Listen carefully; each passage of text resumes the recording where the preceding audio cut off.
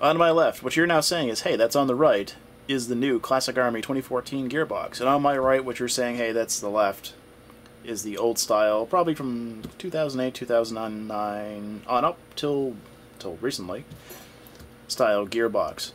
If you have a Classic Army Proline gun that has Armalite trades, good chance this is the gearbox that's in it. If you have a new Classic Army with Colt trades, which just came out this year, this second half of the year, you know, it's gonna have this. This is the new gearbox. So, easy way to tell without opening the gun. Hey, Armalite, probably this. Colt, probably this, unless someone's trying to screw with you and they swap them. So let's look inside. Actually, no. Before we go inside, let's look at the outside, because there's a couple differences. It no longer has Classic Army cast in there, as it does here.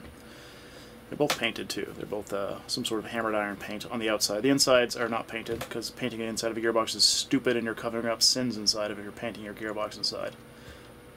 So yeah, they cover that up, and I believe that's because they also make Apex guns, Classic Army. So they probably were just be like, hey, we can throw whatever gearbox out of the assembly line in the Apex gun.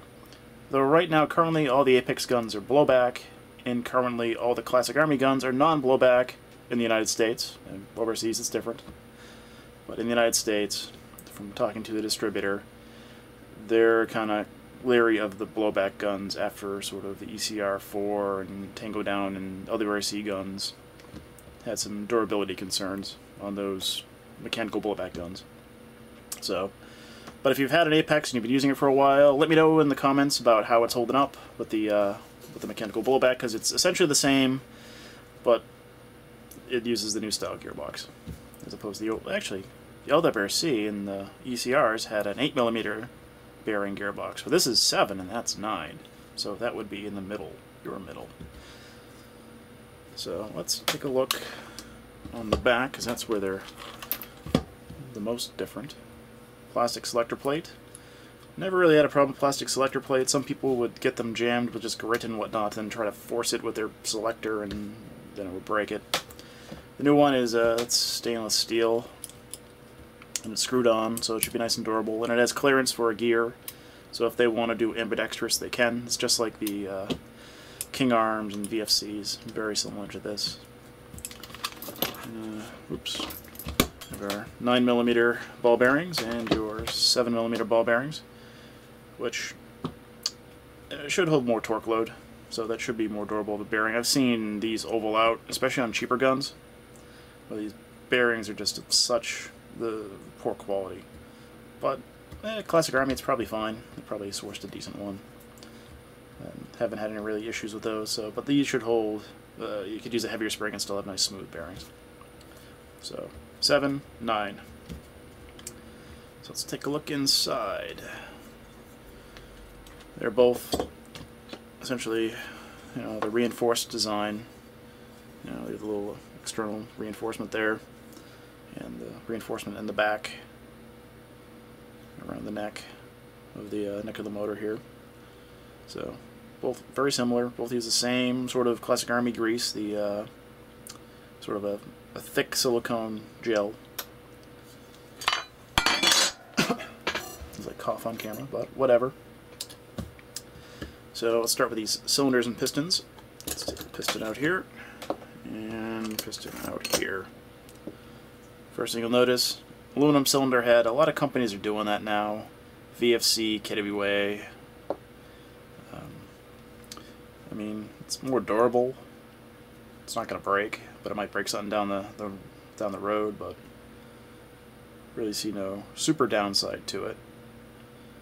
But that's just what they're going to. Also, 6 ports versus 4. The pistons are actually the same piston. They've used this piston for years and years and years. Might be worth checking the angle of engagement if you're going to be all crazy. If you're going to put 11-1 in it, I would check the angle of engagement. You're going to use a 9.6. Probably no big deal, but if you're going higher speeds than normal, definitely get that AOE sorted either by some shims behind here or maybe a sorbo pad in the front. But yeah, same length piston too. I know on the Ares guns and the S&T guns, especially the ones with the quick change spring guides, which the new version has, the pistons tend to be shorter, On this one, it's not. Actually, I bet it just goes, yeah, fits nice and easy in there. But I know on the, like I said, Aries S&T, pistons are actually shorter than normal pistons. So if you're replacing one, surprise. So let's put that over there and there. Yeah, as I was saying, quick change spring guide. You can see the big ears there. This is a 6mm Allen wrench.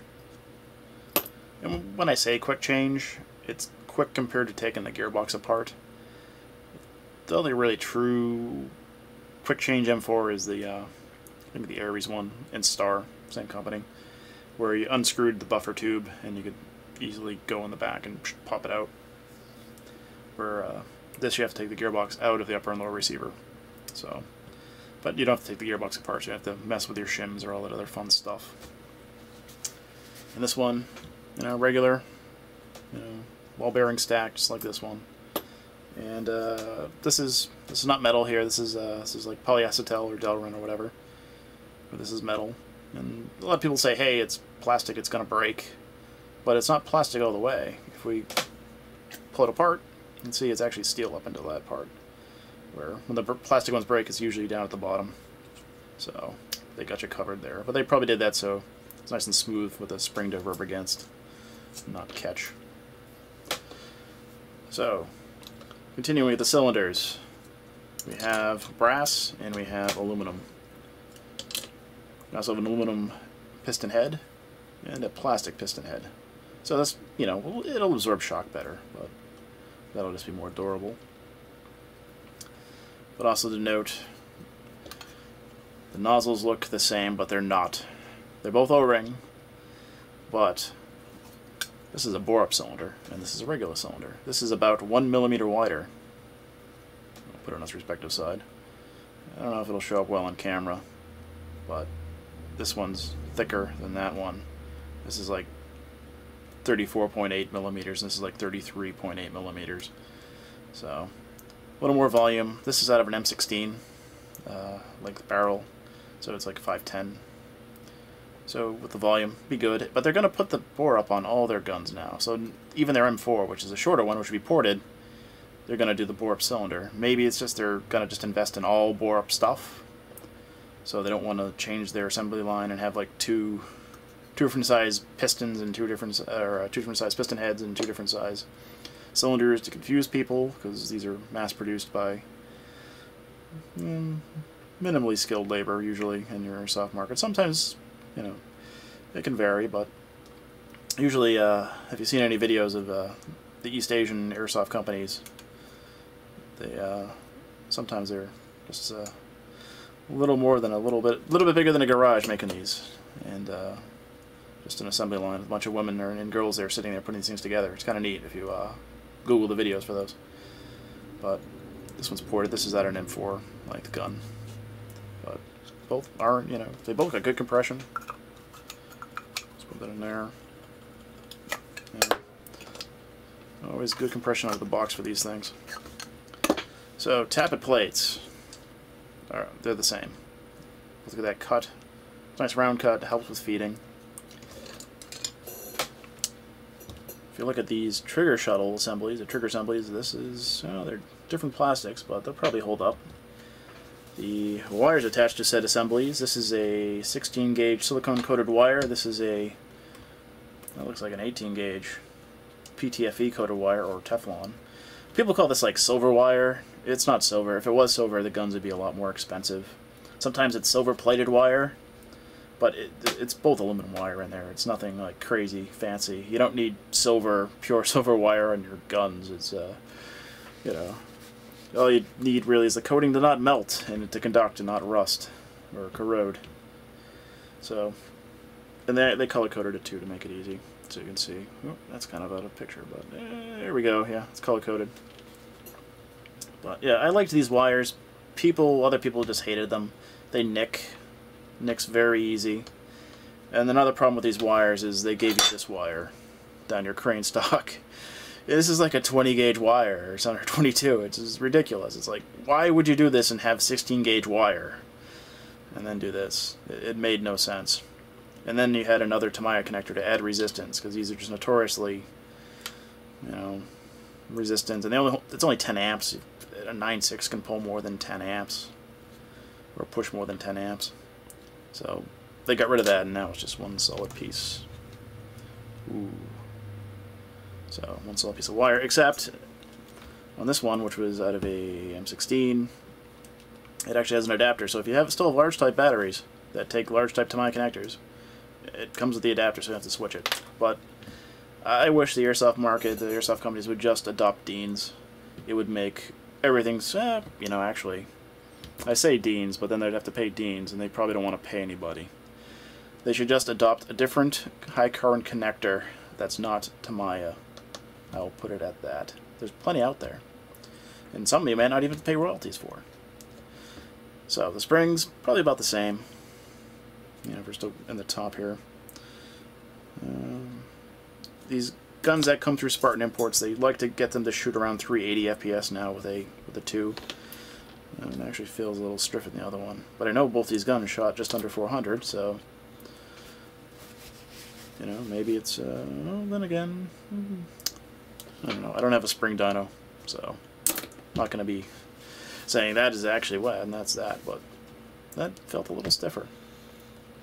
The gears are the same. There's no real difference in the gears. It says torque up gears, but they're 18-to-1 gears, which is pretty much standard now. And no one really considers that torque up anymore. So 18-to-1 gears in both. The gear sets are the same. The inner reverse latch is the same. I think there's some heat treating on this too, because it takes a beating. The inner reverse latches usually do. So those are the same. And yeah, so basically they beefed up the bearings and the gun, and they gave it bore up for, you know, if you're using heavier BBs, that's a good thing. And yeah, quick change spring, so I guess it makes it a little easier to adjust for wherever you play. A couple other differences: we have the new barrels are 603. The hop up is essentially unchanged. It's just bare metal now. You know, it still has the O-ring there for better sealing, which they've been doing for a while on their Pro Line guns. There's no spring on these too. I always thought that was weird. Oh, was that off camera? But yes, 603, and no spring. Interesting. Here's the old one. These are 608, the old ones. The PSD and the ECR4s and whatnot came with like a 604 or something like that, and they had this hop-up. Which I have this hop-up just because, you know, someone brought one in the gun, and the gun wasn't working good, and was like, hey, your hop-up is the wrong thing for this kind of gun. This should be on a different kind of gun. And they're like, okay. And I'm like, where'd you get that? They're like, someone put it on there. And I'm like, then your gun stopped working right? And they're like, yeah. And I was like, okay, I can fix that. So hop-up's a little different on the blowback guns. So I think they still use these on the Apexes. So I think if you get an Apex, that's the hop-up you'll get with a clicky wheel, which is nice. Holds the hop better. I wish they could have made it work with this. You know, whatever. Oh, motors, yeah. Motors, nothing special. They're both high torques. And usually when a company says it's high torque, they're comparing that to like the EG 700. So it's got more torque than a Marui motor that mattered 20 years ago. But these will easily pull back an M120. You can see they made a different factory. Classic Army doesn't make their motors, their own motors. They get them made for them by someone else. But they're different now. It no longer says Classic Army on the end. But some of the more astute viewers may have noticed that there is a third motor here, and I will show you why. This is possibly I don't know, a 10-year-old gearbox. It's at least 8 years old. And if you know what gun this is out of, put it in the comments. But this is 6mm bushings, solid bushings. 6mm bearings are bad news. Don't ever do bearings on 6mm. It's just gonna break even with like an M100. It's just a bad idea.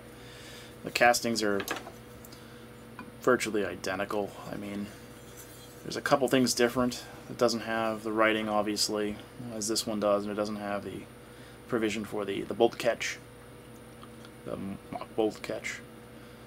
But very similar. You can actually fit the 10-year-old gearbox shell on the other half of the brand new 2014 gearbox shell, and it like lines up perfectly. And there's the gears will probably even spin. Yeah. That's so got some legacy there. But this is an old 10-year-old, so we have 2014, 2014.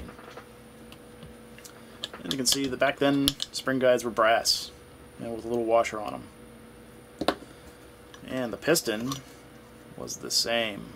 It's actually the same as the gun that was incidentally only made last year. The other one's the 2013 Armalite or 2012 Armalite M4 or M16A4, the other gearbox, the other Classic Army gearbox. But yeah, look at that. And that was, he treated those back then, huh? And they probably said, hey, we don't need to do that, and just didn't to save money. The upper here, this gun has had one sort of issue. The nozzle was broken a long time ago, and it was replaced. Incidentally, the compression on this gun is just completely terrible. Well, maybe it's not terrible anymore. Damn. Oh, you know why? Because when I replaced the nozzle on this gun, I replaced the O-ring on the gun. That's why it's not terrible anymore. But, see, plastic piston head, just like the other one, or cylinder head. But yeah, piston being the same after 10 years is kind of neat. Or after 9 years, because after 10 years it's different. No, wait, the piston head isn't. Forget what I just said. It's the same piston.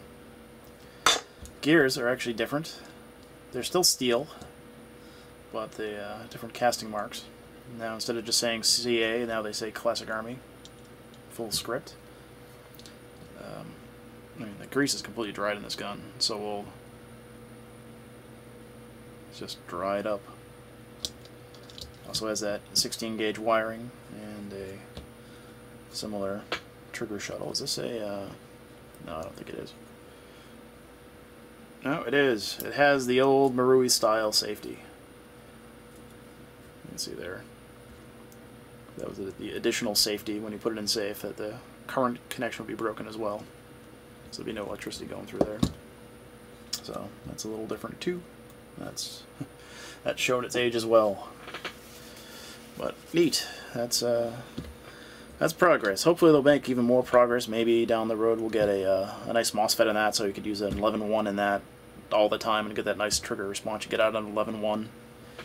But if you like this video, or you didn't like this video, you should like it anyway. Just comment.